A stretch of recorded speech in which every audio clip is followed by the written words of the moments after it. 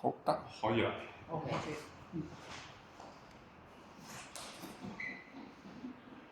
今年嘅話，我哋就係呢個比賽咧最新嘅指南咧，我哋今日主要就講翻同以前唔一樣嘅地方。好。咁第一個就係佢各個主辦單位咧，今年就冇變，仍然係省廳同埋市人民政府、橫琴香港教育局同埋澳門教青局一齊辦呢個活動。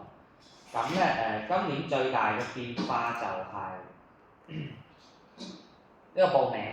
報名係咩點講咧？即係上一年咧就係等於我哋收翻啲資料就我哋交啊嘛。咁今年咧我哋就需要除咗正常有一個報名表之外咧，仲需要參賽學校佢有一個工程筆記同埋創作説明。咁呢一個嘅話就今年係我哋協會協助你哋做。即係等於我哋提供一啲模板啊，又係以往嘅案例咁。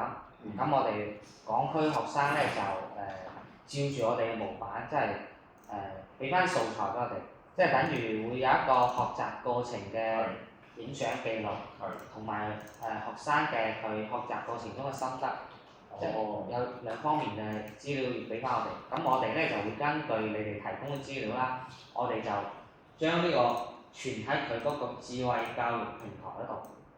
咁呢個係今年我哋要幫你哋一齊做。因為考慮到咧呢個工作量都比較大，所以我哋希望就係喺4月1日之前，我哋就要等於係確定所有學生邊啲要入省賽。我哋會將所有學生啲資料咧就改完之後就傳喺嗰個廣東省智慧教育平台嗰度。即係等於上一年咧有一件事我哋係做得好問嘅，就係嗰張報名表又要催住學校冚印係咯，所以搞到成個即係工作就滯後咁咯。今年咧我哋就提前，即係報名表咧我哋不管佢最終入唔入省賽，我哋就先交個報名表先。咁呢個係今年第一個同上一年唔一樣。咁咧我哋講翻項目啦，項目咧我哋香港今年都係重點都係參與，我諗都係呢一個我哋都係可以。阿力經理可唔可以喺度望住咧？OK。係啦。係啦，或者一陣。thank you，好繼續。係，今年呢個項目咧就係咁。上一年我哋重點咧就係參與咗呢一個智能機械人啊嘛。所以今年咧我哋都想各位可唔可以有啲學校提前準備？例如話我哋香港呢度咧有一啲科創作品，即係參與咗嗰啲理論性比較強嘅，即係嗰啲比賽。例如話佢有一個作品可以展示就 OK。咁我哋就想將啲我哋港區啲作品咧就擺喺個展位嗰度。可以啊，佢哋本身有好多呢類型嘅。係咯。但係有冇話規定係邊方面嘅？即係同科技相關嘅就 OK， 係啦。計算機、信息、科學、STEM，類似呢種都 OK 係。即係譬如好似呢啲咁樣一間屋仔呢啲咁樣。呢個仲好啊，係咯。係咪類似咁樣啊？係啊。跟住咧就等於擺翻喺嗰度，跟住我哋如果有學生可以喺嗰個展位嗰度介紹就幾好咯。如果冇嘅話都唔緊要，即係有一個文字性嘅介紹，黐喺嗰個作品旁邊就 OK。我哋有1到2個就夠，1到2個作品就夠。有冇話中學、小學？唔緊要，係。跟住咧就我諗唔知個學校咧，如果有基礎之前咧，就除咗機械人嗰度咧，我哋都想了解下學校依家有冇嗰啲咩課程咧，即係拍電影啊，同埋拍嗰啲微視頻啊咁嘅專業。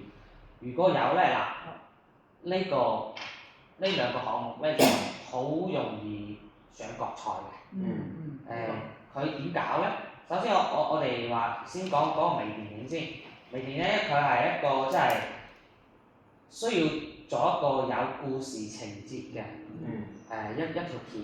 咁佢點比咧？即係現場，等於佢會報一個景，我哋學生現場就喺嗰度影個景出嚟，跟住咧佢通過現場影景同埋現場就剪嗰條片，配字幕咁，就現場做一條。要現場做。係現場影，現場做。啲學生揾人哋做。係。咁咧呢個就係微電影。咁微電影喺比賽之前咧，佢事實上就係你交條片俾我哋曬聽就 OK。嗰一條片咧係可以老師幫佢做嘅。咁佢強調嘅係咩咧？劇情咧佢就係要正能量，積極向上。係。要主題咧就係佢要有故事情節。係。咁呢個情節咧最好就係唔會有學生嘅情緒嘅。最好佢係要有一個好正能量嘅情節。咁涉及到嗰啲文化相關咧，就盡量係愛國啦。明白。一係就唔好談。如果要愛國，你就肯定要愛。如果你同國家相關咧，就要愛國。如果唔同佢相關仲好。咁評審上咧就簡單。即係環境保育啊嗰啲都得嘅。係 OK。咁剩低一個就係嗰個微視頻。微視頻同埋嗰個微電影咧，佢唯一唔同嘅地方就係佢唔需要有情節。佢可以係採訪、訪談同埋議論形式等等。呢個未 show 出嚟。但係微視頻，但係我想知咧，你呢兩個微電影、微視頻咧係後製啊，即係定係現場做？嗱，我哋提資料嗰陣咧，係可以有人做出條片出嚟。即係現場係咪現場？資料交資料嗰陣咧，係有人可以幫佢做條片出嚟嘅。佢講得出嚟就 OK。咁咧到咗現場咧，呢兩個都係現場影、現場剪。即係現場都係需要嘅。係啦。之前交只不過入圍嘅啫，係咪？係。入咗圍之後咧，現場比賽就會現場自己學生。係。所以咁佢需要嘅技能係乜嘢咧？即係剪視頻同埋影視頻。係啦，即係都係。再加埋佢可能要有一啲編導能力啦，即係佢好似個導演咁啦，真係。現場幾個鐘頭啊？一兩個鐘。即係一日上晝影完之後剪，下晝就評。賽制幾個人一組啊？一個人一組。一個人一組。係。唔可以多個人。盡量一個人一組。盡量一個人一組，即係冇啦，即係只可以單人賽啫。你小組賽。你正常嚟講咧，呢個咧係可以4個人一組嘅。但係咧，照上一年嘅規則係點咧？即係你派一個代表過嚟。係啦。派一個代表。但係如果派兩個代表得唔得咧？派兩個代表嘅話，可能就未必啦，因為上一年係一個人代表啊嘛。因為佢第一場地唔夠啦，第二個佢報警佢就要攞翻好多場地，就導致可能。咁入邊咪冇個同學仔入邊咯，佢要拍㗎嘛，咁中間。係咯，所以上一年嗰啲都係高手嚟嘅。即係冇人嘅，喺冇人嘅情況之下都拍到個正能量嘅片出嚟㗎啦，即係冇主角，即係冇人嘅主角。係。所以就純粹拍現場嘅感覺。咁我哋講翻教育部啦嚇，國賽點做咧？國賽不做實。國賽就係佢喺學校入邊有一層咧，就係一個教室，有一個課室。課室咧佢就佈置咗好多。比較雜亂嘅好多入邊有好多即係唔同嘅物件啦。佢有一個係好亂嘅課室，有個好整齊嘅課室。佢仲有一個走廊，走廊上邊咧佢佈咗一棵樹咯，係咯。等於係嗰啲用 KT 板黐住嘅嗰啲樹，同埋有一個綠色嘅景。咁就佢就要求學生咧就入到去之後，我景就係呢啲景啦。你現場創作啦。明白。主題你現場定啦。係咁，國賽就係咁。跟住咧，學生就影啊，佢有啲就特寫有啲咧就做就對住嗰個教室咧就現場佢就做導演啦，佢就開始寫。做黃家偉。有意思喎。有意思喎。佢現場就開始寫佢究竟嗰條片咧，佢要體現咩鏡頭？係咯。係啦。所以呢個咧就係今年我哋係可以多做嘅。數字繪畫咧，呢個係點樣嘅？哇！數字繪畫咧，佢就係等於我小學就已經打過呢個比賽啦。喺我小學嗰陣佢就有啦，我都參與過。事實上就係用一個軟件就畫一個美術作品出嚟，就交俾人，就好簡單。嗱，因為咧呢幾樣嘢咧，全部係我哋協會做緊。首先咧你好香港啱啱去星期六咧。唔可以 AI 生成嘅嗰度寫住。係咯。不過係呢個就唔可以生成啦，但係我哋就有生成嘅咁樣，係啦。即係我哋就淨 AI 生成嘅。咁呢個可以有機會可以合睇下點樣合作一下嘅。係啦。數字呢個數字畫呢個咧，嗱我參與嗰陣咧，我同你分享一下我點做嘅。我嗰時我用嘅係嗰個電腦入邊嘅圖畫軟件。我哋老師咧每週就要我哋喺4點半之後咧，就要我哋去電腦室嗰度現場去畫。跟住我嗰時畫嘅主題就係扶阿嫲過馬路。但係咧，我睇完咗就係我係一個小學生，我戴咗個紅領巾嘅，跟住我就去扶嗰個阿嫲過馬路，我就係畫咗一張咁嘅畫。咁點啊？即係真係咧喺電腦上面用個美圖咁樣，跟住咧畫個人啦，畫個人嘅畫個阿嫲，跟住就去馬路咁樣，即係咁樣啦。其實即係美術創作 VA 科。係啦，即係 VA。係啦。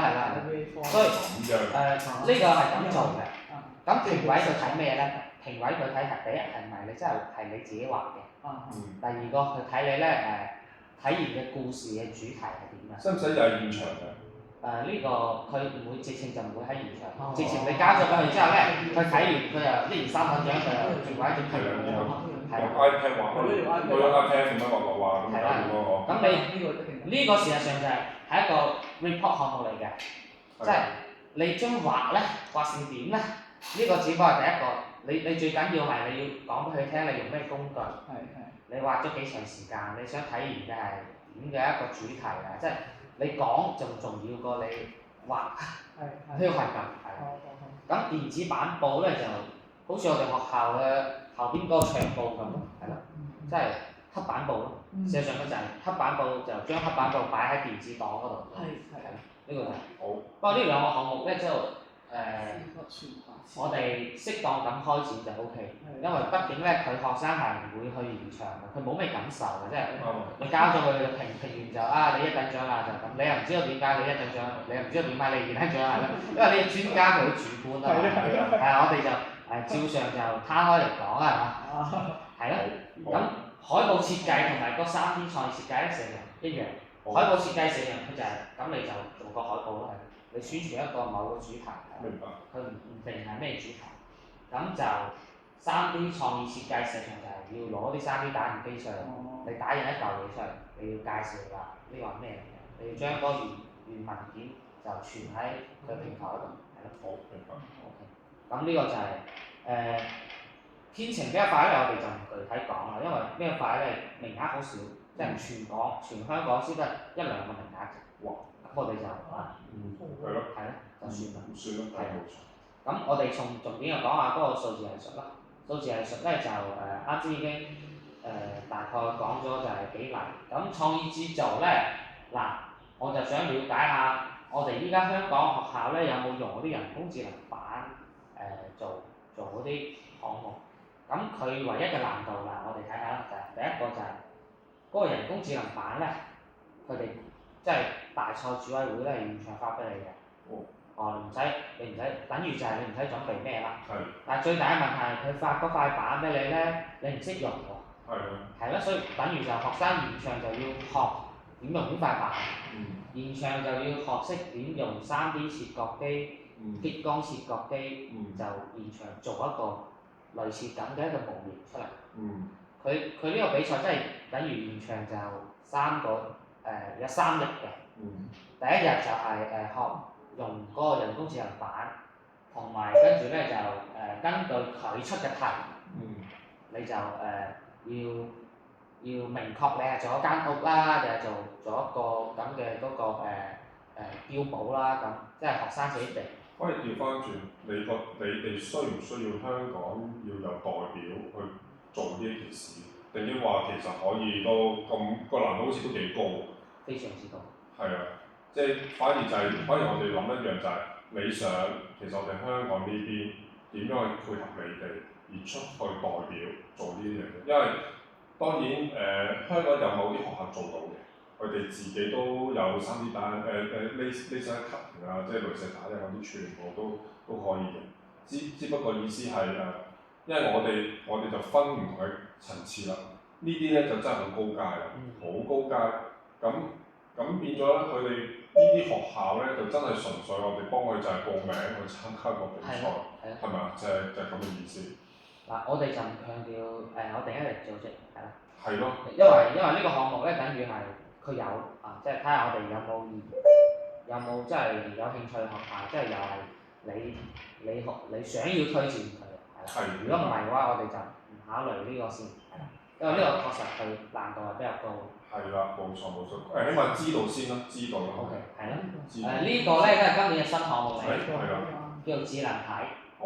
咁佢係做咩咧？事實上即係佢要通過 AI 做一個智慧社區生活服務小助手。即係 AI agent。係。咁就有冇話要用乜嘢平台？元寶定係乜嘢？冇。係。但係咧，佢希望即係佢哋需要有嘅呢個平台咧，就係開源免費。佢唔希望咧就係一個閉源嘅，事實上元寶啊同埋嗰啲同埋我哋依家用緊嗰啲咩簽文啊嗰啲豆包嗰啲咧，佢都係閉源㗎嘛，唔係開源嘅。咁佢係希望你要用開源嘅平台嚟做咁樣嘅嘢。咁但係開源平台本身未必有 AI agent 嘅喎，即係冇。我哋通常都係對答嘅啫喎。嗱，咁依家咧就係咁，依家咧就係我哋依家廣東省嘅案例咧就係有一個叫做扣子空間嘅。但係咧呢個都佢未必好用啦，係啦，就係大多數老師都係自己部署咗一個模型喺自己嗰架機。係啊。本地模型。係啊。佢部署好之後咧，佢就命令，跟住咧就用佢部署好嘅嗰個AI 助手就做一個咁嘅問答小助手。哦。咁咩意思咧？但係反而咁樣反而就簡單喎。係啦。其實咁樣反而簡單喎，因為而家我哋其實部署緊一啲 AI 嘅工具咧，就係本地啦，就一模一樣。我哋就係有個本地嘅 DeepSeek 或者我叫 Llama 或者係總之一個啲 AI 模型啦。我哋甚至用個 ESP32，我哋駁落去呢個模型裏面，我哋做一個對答。咁然後咧，我哋喺呢個模型裏面咧，就做一個 AI agent。模仿究竟佢而家要係解決啲咩問題？譬如係中文科老師、英文科老師或者歷史科老師，咁佢就通過呢個咁嘅硬件咧，就做一啲對答模式咁樣。咁有少少都似你而家呢一樣嘢嘅，少少似係啦。不過唯一嘅可能仲需要加強嘅咧，就係佢要有呢個智能體咧，佢要有自主設計行動步驟規劃。即係佢可能你要暴露呢個過程啦，係咯，因為佢評審就係要睇你呢個過程，即係有冇咯，係啦。所以變成嚟講咧，就係你本地部署嘅仲容易搞，係啦。啱啊。係啊。調翻轉，你經理你哋係咪有呢樣嘅部署？我哋依家咧就我哋依家就唔做呢個項目，係啦。但係咧可以香港咧，如果你有成熟嘅，你可以報名，我哋可以幫你報。呢個係我哋可以做到。明白。所以就。呢個可以俾多少少資料。好。因為人工智能類呢個，我覺得咧可以攞呢樣作為即係一間學校，佢譬如買咗你哋產品，咁然之後咧就搭呢個人工智能咁樣，係啊，咁樣去做可以。嗱，如果係咁咧，我就智能體呢個係好具體㗎，事實上拉埋咧都冇問題嘅。點咧？即係佢即係要大概嘅需求就係咁咯，係咯，即係輸入規劃，OK，執行輸出。係啊，所以理論上嚟講咧，所有嘅本地部署嘅模型咧，不管佢係高級㗎啦，定係話係依家嘅質性比較高嘅，定係你個人訓練出嚟嘅模型咧，事實上呢個流程係一樣，係咯，只不過佢體驗嘅方式唔一樣，有啲可能咧真係同你傾偈啊，有啲可能幫你做 report。但係事實上最終佢嘅執行邏輯係一樣㗎嘛，所以我覺得咧，首先國內嘅大多數嘅可以本地部署嘅模型咧，佢都係已經做到啦。只不過真係佢個主題究竟，即係你訓練佢嘅過程中咧，有冇好似照住佢嘅主題一樣，即係做得非常之好呢個方案，佢答得可能就比較科學咁係啦。所以就睇下阿雲博士你睇下你哋有冇需要，有需要我哋就幫你報。我哋就唔具體做。咁呢個智能體咧，你睇下我哋要準備第一個要有一個研究報告，係報名叫研究報告，跟住仲有個 PowerPoint 係啦，最後咧有個視頻，咁啊搞掂晒。呢個咧好大概率咧就唔會佢就因為今年係第一年，呢個新項目，佢就唔會話好嚴格。係啦，我就係如果唔係啦，咁樣反而我哋機會即係可以參與下。係咯，因為畢竟咧你哋組織呢個活動啊，做港區代表咧，始終我哋都係想要俾多一啲日線嘅機會俾你哋，所以呢個項目我覺得係可以做，即係你自己做 OK，又唔使再同我哋有咩溝通，即係我哋幫你交嘢上去就得啦，係啦，呢個就係 OK。咁具體嘅變化咧就係呢啲咯，係咯，剩低嘅咧我睇下先。佢有冇一啲示範啊？智能體呢個係嘛？係喎，智能體應用喎，咪。之後你可以，如果方便你俾我。好。係啊。你可以睇下個視頻，我哋依家現場可以睇。係啊。大家好，歡迎參加智能設計應用商品站。今日的主題是智慧社區生活服務小助手。我睇呢個視頻可唔可以放大？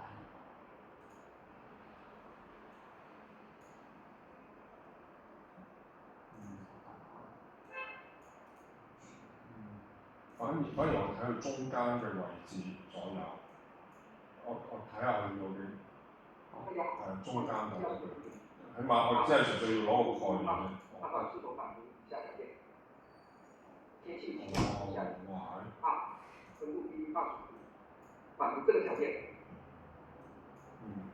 佢呢個實際上就係本地部署嘅。指紋單，注冊後即可獲得天氣查詢的 API 網址。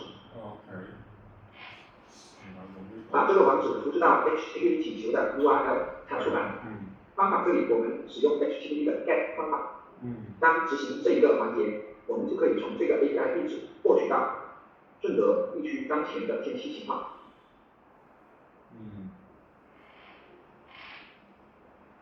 注意，網絡 API 返回的信息一般為 JSON 格式。JSON 是一種結構化的數據表示方式，方便進行數據處理和大語言模型的理解。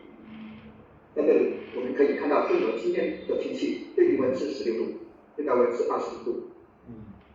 現在這個時間，它的溫度是18.1度，濕度是58%，風級是3級。接着，我們添加一個地質條件判斷模塊，用於判斷天氣情況是否合適。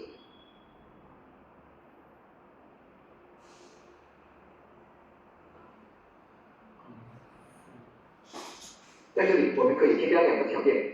第一個條件，我們可以在獲取到的數據這裡找到 weather， 這是白天的天氣情況。我們把它拖拽到這個條件一這個位置，我們已經有了，需要增加。然後在這裡呢，我們可以試一看。冇咩營養，因為呢個係當模塊後，我們必須強化這個功能化嘅網頁格式。email 網址中。佢最終咧就可以實現係通過 email 嚟幫你提醒你啲天氣啊情況啊。這個位置。編寫好，這就是我們這個智能體的最終結果，生成了一篇要使用的出行計劃。這裡有詳細的。嗱，我就係以呢個為例啦，即係事實上咧，最終就係同我哋平時用嗰個 DeepSeek 一樣，即係你問咗佢一個問題。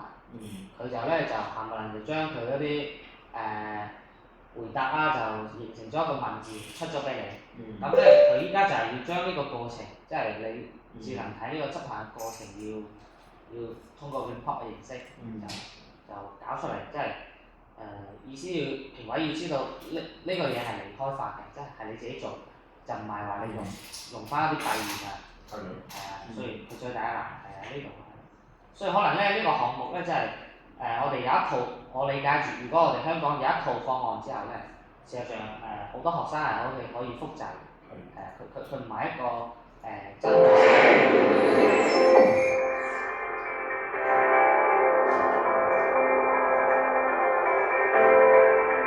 歡迎社區中家裡有免費舊物置換或者發揮他們的新用途，我們這裡初步實現把自己有的一些物品提交到平台上。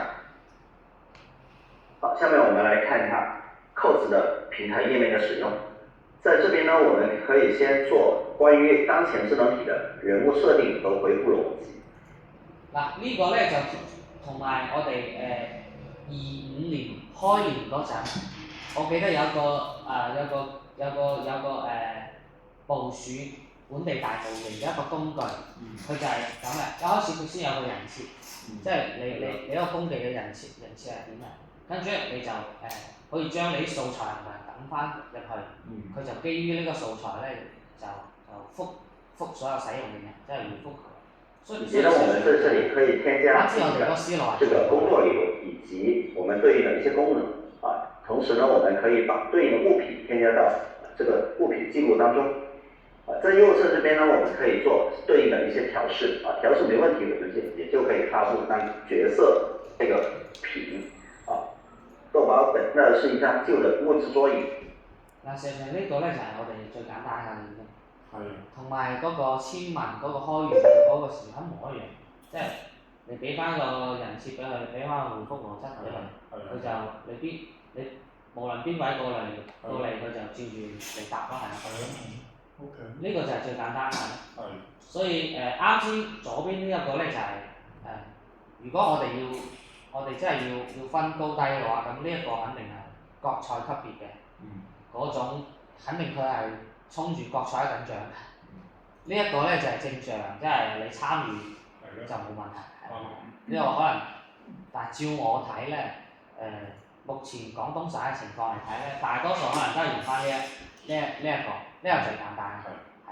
咁呢一個肯定因為係從0到1啊嘛，呢個比較難，再加埋佢嗰個工技，講真啦，佢嗰個平台咧，肯定就係人哋定製俾佢嘅。係啦，所以就變成咗呢個項目，我哋香港即係尹博士，你有資源嘅話，你可以報嘅，係啦，我幫你報。好啊，好啊。所以今年變化就係呢兩樣，第一個就係嗰個電影啊、視頻啊嗰個咧，因為我覺得香港個基礎肯定會比內地學生好得多。係。咁第二個就係呢個智能體。好啊。好。咁講翻我哋機械人嘅話，就最簡單啦，就係我哋機械人事實上今年就改得最多咧就係嗰個虛擬嘅，咁我哋嗰個賴工佢展示下。好啊，好啊，唔該。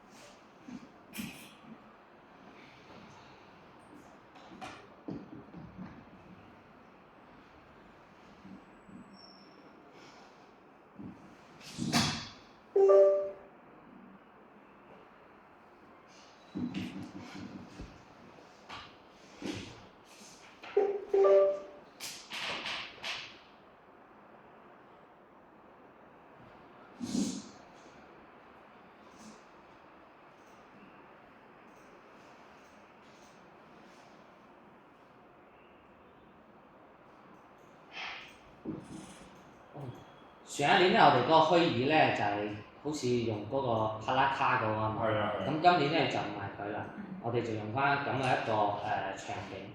咁具體佢就同你介紹下係啦。普通話啦這個呢，就是我們今年做出的改動，就是它需要先完成一些答題，答一些編程的一些題目，然後呢，答題它的作用就是可以解鎖這些任務的道具。然後解鎖這些道具呢，我們的就可以控制前面的那一台小車，然後來到這個地方收集這一個道具，它就可以獲得相應的得分。然後我們可以演示一下，它這些題目都是和圖形化的編程有關的。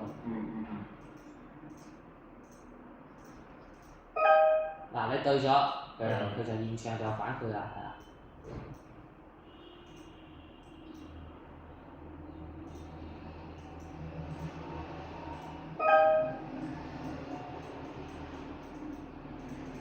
答錯了，它也會有它底下會有答案的。它這裡就會有一個 B 正確答案是 B。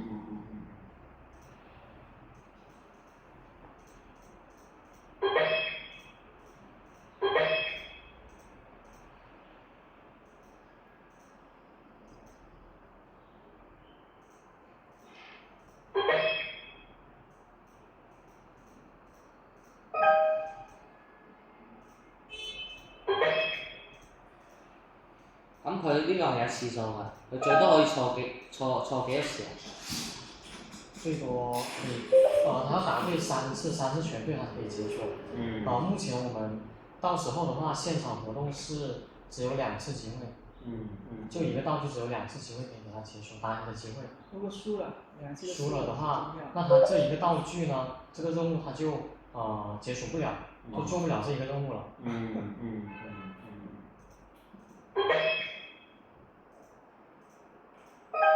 就是必须要答对3个。这些问题可以预先对，这些可以的，我们是有个题库，事前有个题库可以学习。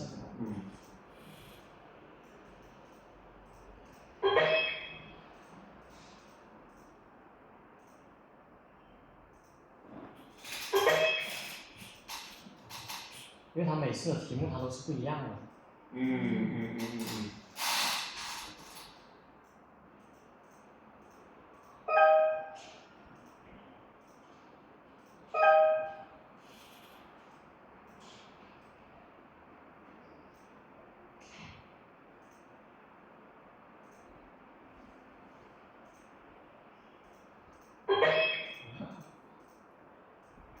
稍等一会儿。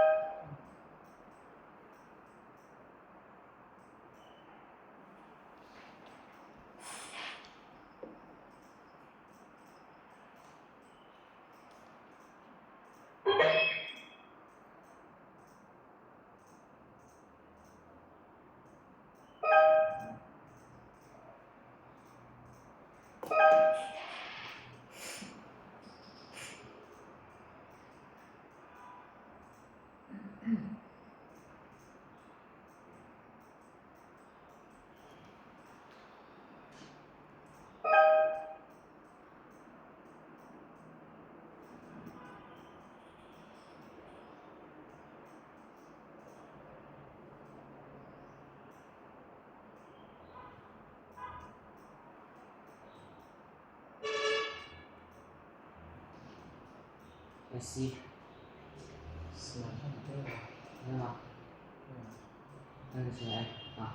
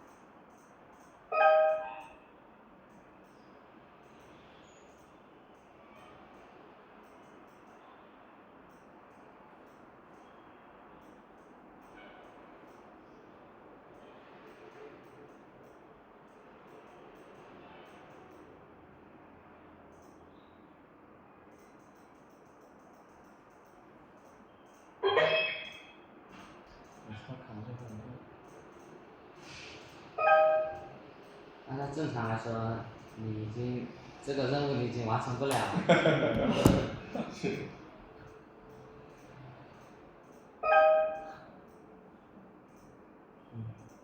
那沒有時間就現在先至。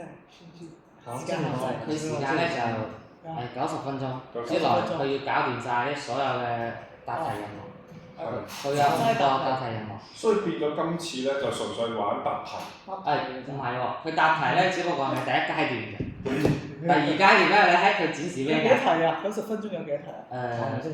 都唔多，即係1次3題。如果佢順利嘅話，佢事實上就3、5、15、15題。15題啫係嘛？唔順利就。唔順利就一直唔順利。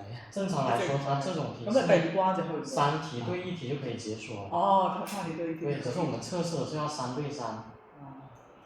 他如果比賽的時候，他每一個地方他解鎖的正確的答案都是不一樣的。比如說像这里这一个塔呢，它就5对，好像是5对3，然後剛剛那個芯片呢就3對1，它就可以解鎖了。明白。就要求唔會那麼高。跟住佢就用呢架車咧，就要去到嗰個地方就。對，然後它就是這裡，它會有一些我們把這個代碼拖過來，就這個基礎移動向前移動10米，然後小程序往前走。咁佢如果得分咧，佢右上角就會顯示佢得分㗎啦。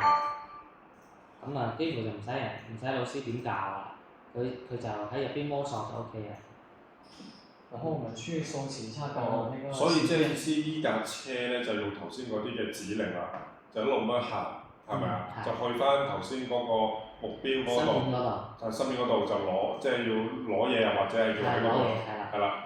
咁然後就去第2個任務啦。係啦。係咪咁嘅意思呵？跟住嗰個芯片嗰度係咁㗎，即係佢有好多類似芯片嗰度，即係你要通過完成嗰啲題目咧先去解鎖。你解鎖咧，嗰架車去到嗰度先有用，如果唔係去到嗰度。明。咁我知。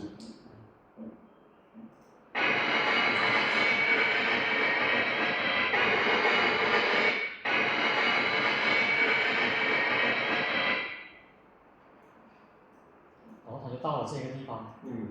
然後它還有一些指令呢，就是底下這一些燈光控制啊、激光射擊，還有拾取芯片。然後我們這裡呢就可以控制這個小車去拾取這一個芯片。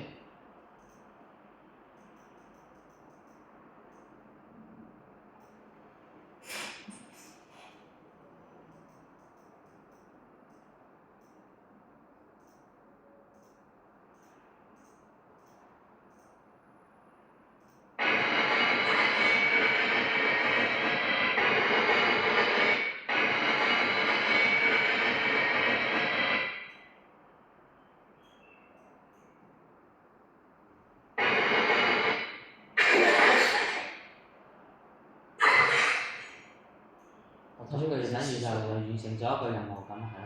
事實上就同之前唔一樣嘅地方係，之前咧 Hosen 佢哋就反映話嗰個代碼好長，跟住好多睇唔明嘅。咁依家呢啲咧就佢都係用睇得明嘅辦法咧，就學生佢就好易就知道佢做咩啦。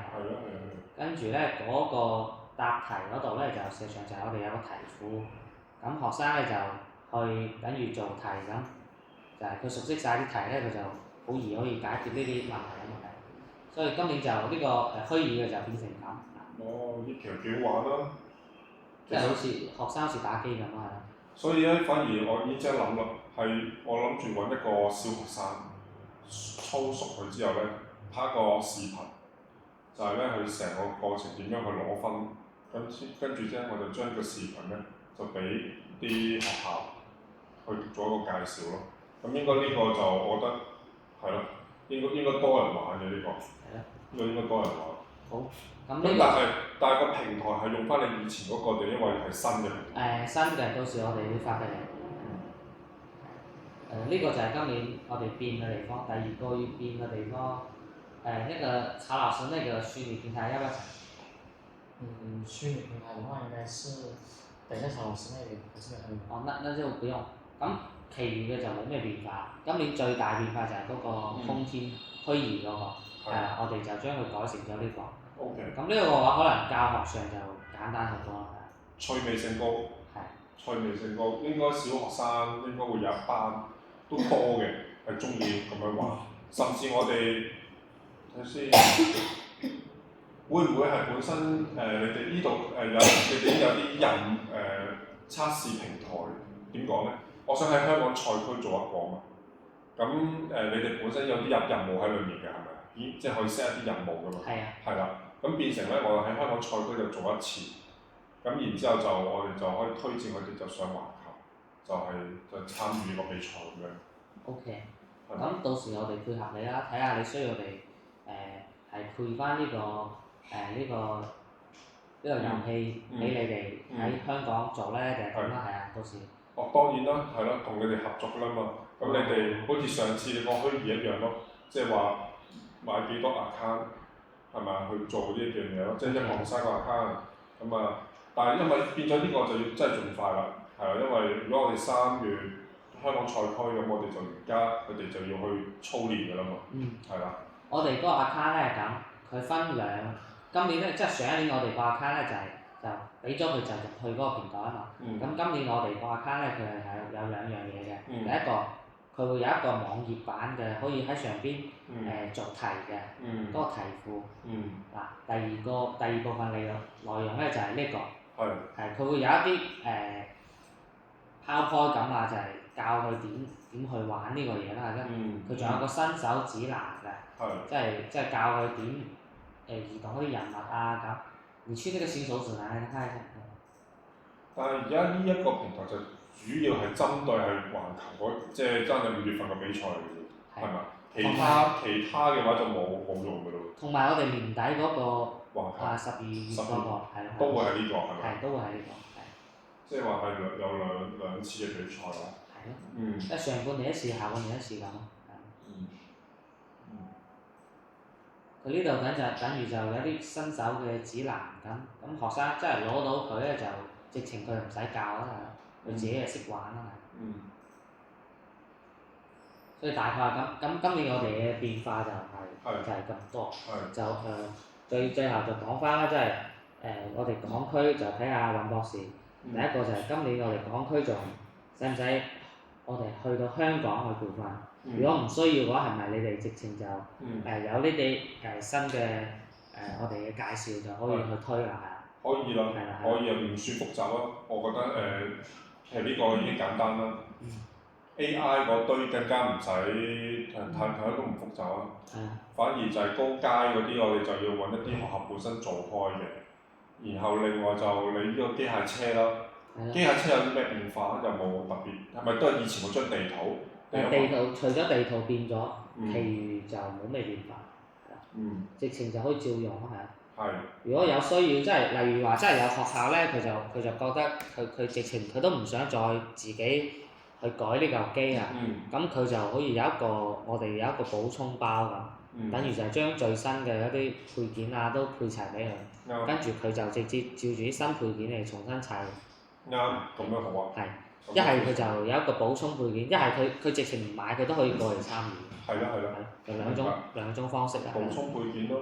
咁而家呢一個國防就唔用啦，已經。國防咧係咁，佢就變成咗航太嘅高中組，即係航太高中組又係用呢嚿車，跟住初中小學同埋1、2年級嗰個小低就用呢一嚿車。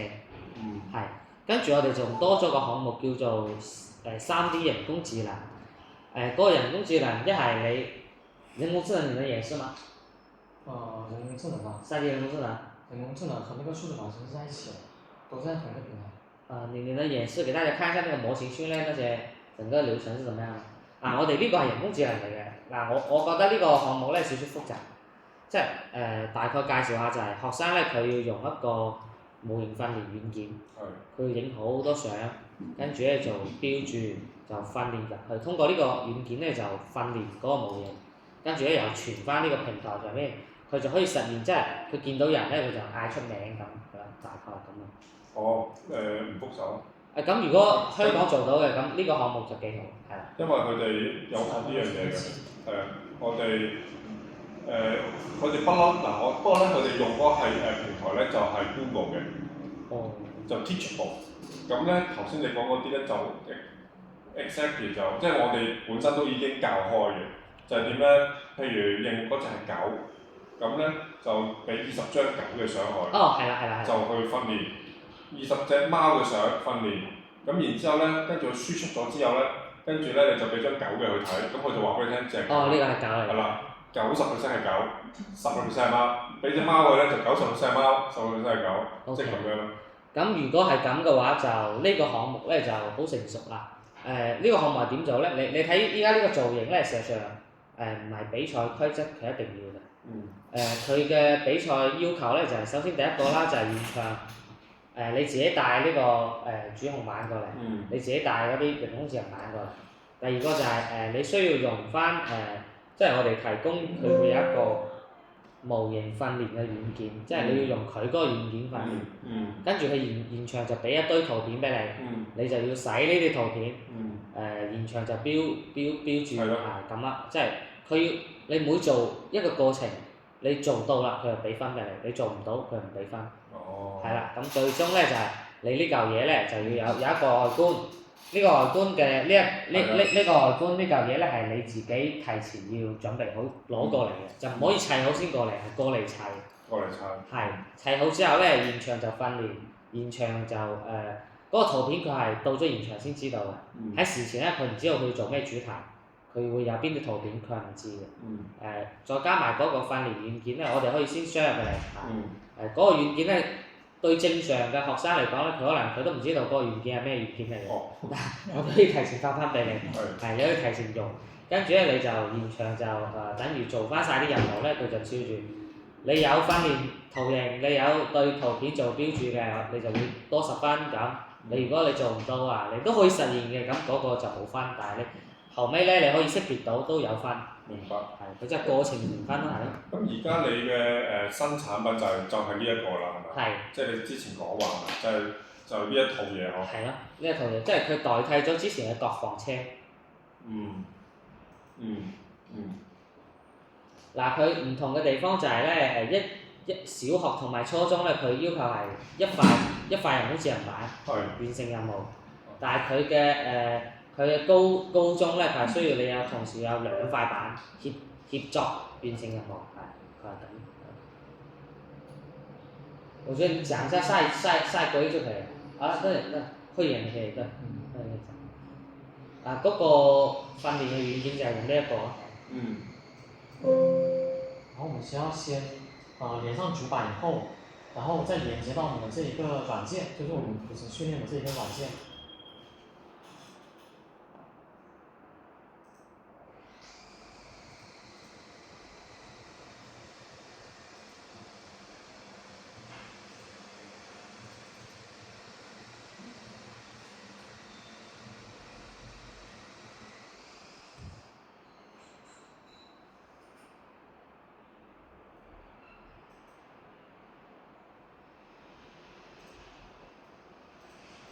要麼你直接拿 PPT 講嘛。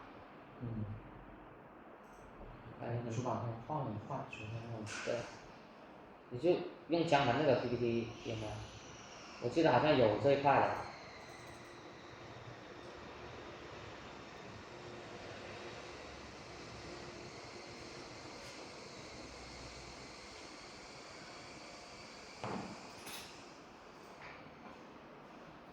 就現場呢，我們需要完成模型訓練的一個任務，就主要我們需要先在我們的這個軟件裡面去完成一個圖形標注。就這裡是一隻小貓嘛。然後我們就要把它框起來，並且給它打上一個小貓的標籤。然後讓我們這一個機器知道這張圖片它是貓。如果是另外的圖片呢，我們也需要一樣的步驟，把它框起來。假如說是一張蘋果的圖片，框起來，然後標籤上打上 Apple，因為它必須是要英文，中文的話不行的。然後每一張圖片我們都要對應不同的標籤。然後我們建議的是比如說我們要訓練這一瓶水，讓我們這個攝像頭，它這裡有個攝像頭，我們只要一拍，它就可以識別到這是一瓶水。我們就需要各個角度，可能上面拍一張，下面拍一張，然後各個角度的不同的去拍它，然後並且告訴它。這是一個水瓶，然後這個標籤，這個水瓶的位置，這個圖片裡面也要給它框起來，就各個角度的去拍，然後並且，一般我們建議是50到100張不同角度的圖片，然後每一張圖片都框住我們的水瓶，並且打上標籤，然後打完標籤了以後呢，我們再去我們的這一個剛剛那個會員的軟件去進行訓練。然後訓練完成了以後，它就會有一個文件，有一個 model 文件。然後那個文件的話，我們就一般是存在這一個 SD 卡裡面。然後我們就直接把這個 SD 卡插進我們的主板以後，它就可以識別出來。我們剛剛這一個水瓶，它就立刻通過攝像頭，它就能識別出來，這是一個水瓶。如果說是其他不同的物體，也是一樣的步驟，先拍照，然後再打標籤，然後再去訓練，就3步，拍照打標籤訓練，然後訓練出來的文件我們就可以直接去識別出來了。這就是我們模型訓練的一個重點，需要去學習的內容，在學生的角度來說。然後講一下得分吧，到底怎麼得分？得分的話呢，圖像訓練和識別，我們這裡是佔20分的。這是我們的第一個任務。然後第二個任務呢，第一個就是訓練和識別，第二個呢就是識別。我們訓練和識別是步驟分，然後圖像識別呢就是給它物體，對，給它一個物體識別出來，這就是它的結果分，佔了40分。然後現場呢還有挑戰任務，我們現場的挑戰任務挑戰任務呢，它也是通過我們模型訓練會有一些不同的結果。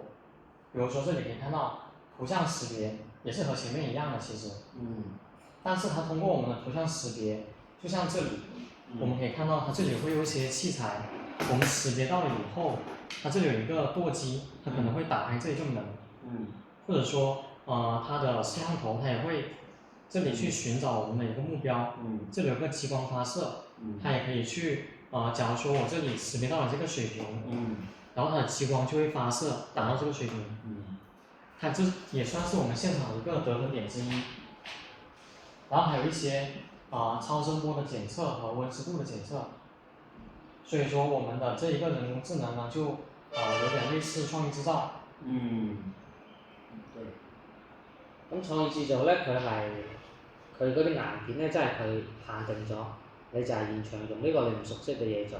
咁我哋呢個係攞住熟悉嘅嘢去做，類似係咁。咁呢個可能即係對於廣東省學生嚟講，最大嘅難度就係佢要做嗰個模擬訓練。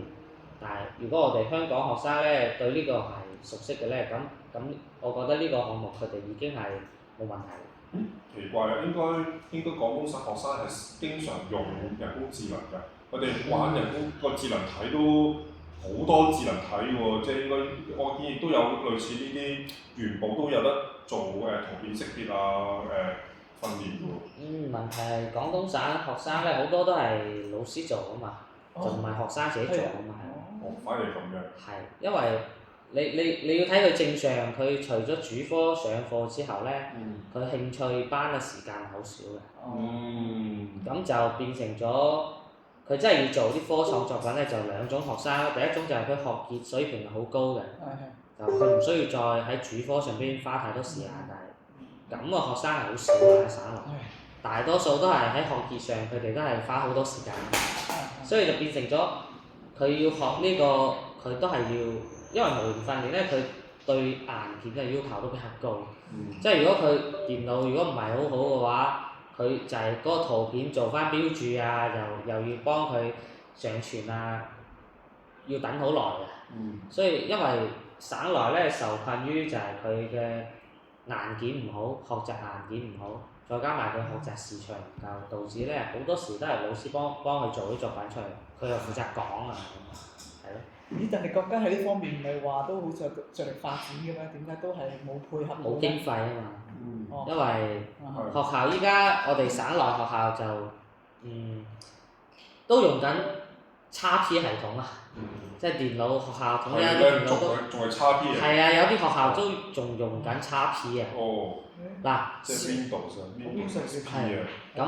而家我哋玩緊係咩㗎啦嘛？11。我哋已經玩緊11啊嘛，佢仲係 XP，跟住咧就少部分有條件嘅學校咧都用咗 Win7 32位，同埋 Win10 64位咁樣就好少，依家好少學校嘅配置咧。咁但係咧，我想問咧，咁呢啲唔係學校必定要嘅課程嚟㗎嘛？對於佢升學都唔係話必要㗎係嘛？係啊。咁咩人會出嚟玩呢啲咧？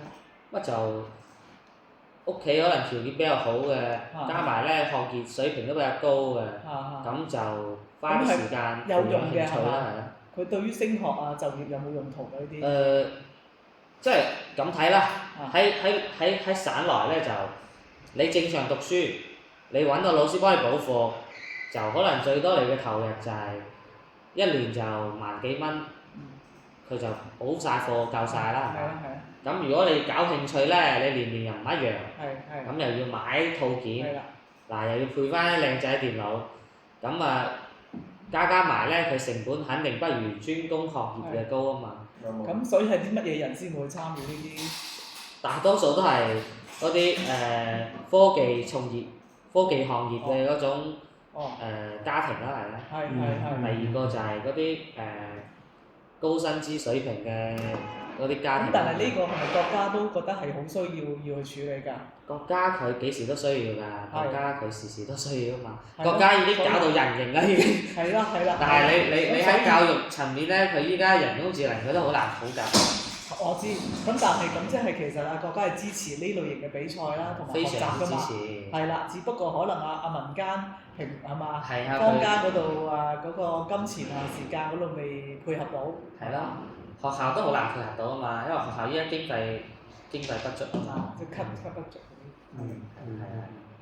因為我見到都好多人參加嘛，我仲以為已經係非常之熱情，即係全民皆呢個機械人。電腦 AI， 實際上咧，真正即係學生自己做啊！我哋話學生自己做好少。係咪？依家再加埋民間啲活動咧，佢係咁噶，即係好多活動。雖然佢話佢係人工智能，但係佢未必真係人工智能咯。係咯，因為佢可能佢要學生做嘅嘢咧，同人工智能無關嘅。就例如啱先我哋展示嘅嗰個虛擬嗰個。事實上嗰一個咧，佢唔屬於傳統嘅編程，佢更加多就好似打機咁啦，係咯。即係用佢哋嘅工具，係用佢就唔係話製造佢。係咯。所以就變成咗佢唔係真係人工智能啊嘛，實際上佢只不過係佢有一個工具等你去貼近人工智能。係啦，因為呢啲咧都係得到政府係嘛？教育局。嘅支持㗎嘛，係嘛？即係佢都好想藉住呢個比賽嚟到改變一個風氣啦，係嘛？提升一啲嘅風氣啦，係嘛？不過政府咧，佢都有問題，佢經費有限。事實上，你好多搞人工智能，你要有一啲俾人哋研究、採購嘅相關物品啊，學習經費肯定要有嘅。但係依家目前嚟講，省內好多學校都冇啲咁嘅經費做呢啲事。係啊，搞嘢咁樣。O.K. 明白。主要都係經費不足嘅原因。咁而家你買你哋啲產品係學校買定係家長買？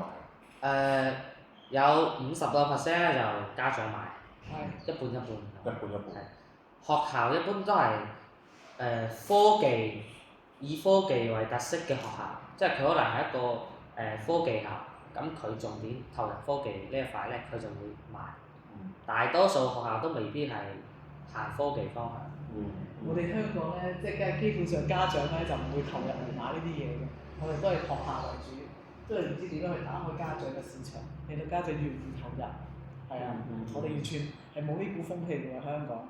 內地依家全部都係家長買飛㗎啦，大多數家長買飛。心急讓個仔去，係嘛？點講咧？真係掌握前沿科技。因為內地好多家長咧，佢係冇時間湊仔嘅。咁所以就佢哋工作都比較繁忙，所以一般情況下，學校話呢個好，佢就支持，係啦，佢係俾錢，係啦。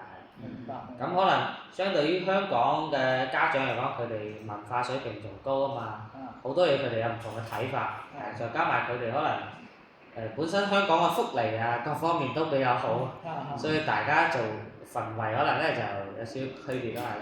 澳門都係咁啊，澳門都係學校買晒飛㗎，家長係唔買飛㗎。家長佢未聽過家長要買嘅添，小學真係10%都唔知有冇。因為澳門仲誇張，佢學費交完晒之後咧，我睇佢澳門咧，佢有啲學校係咁嘅，即係佢提前已經喺交學費嗰陣咧，佢係設計咗一項就係叫做興趣。興趣項。興趣嗰個項目佢係收費，佢提前收費。收費咯，收咗先。收咗先啊！咁具體搞咩項目咧？我就大概同你介紹下先。但係咧，佢已經收咗啦。係啦。咁佢嗰一部分咧係叫做拓展學習嘅。係啦。佢唔係強制你。係啦。但係好多家長佢喺之前佢已經買咗呢個拓展課程。冇錯。咁就變成咗。好蝕底喎。係啦，佢之前咧，佢之後佢唔會再買飛，係咯，因為佢已經交咗呢個學校，佢收咗錢。學校佢就揾項目過嚟就，每年就攞翻啲獎狀俾翻啲家長就係咁。係啊，佢。好啊。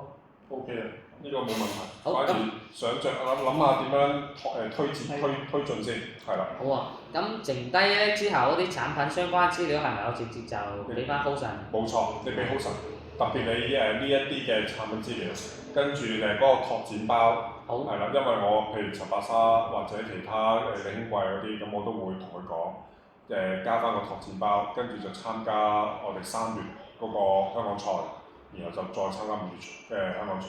好，咁係啦。今年咧我哋嘅諗法就係咁，就係上一年因為咧就係我哋第一次啊嘛，所以就大家配合上啊，可能都問問地咁。